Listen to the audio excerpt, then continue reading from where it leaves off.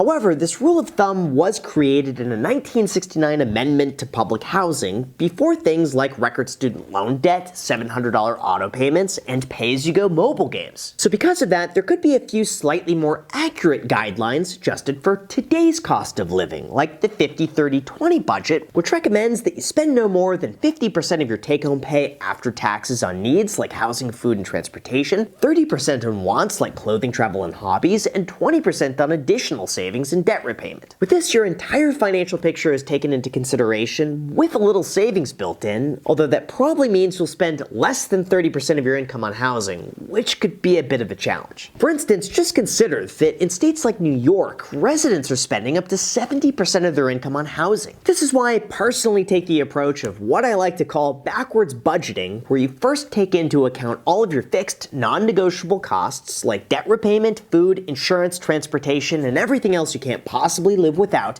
include 15 to 20% as a buffer for savings, throw in 10% for discretionary expenses, and then allocate whatever is left over for rent after taxes. For some people, this could be 15%, for others it could be 25 or 30%, but at least this puts you in the mindset of saving first, spending second, which long term is going to help you out a ton, especially if one day you want to buy a house.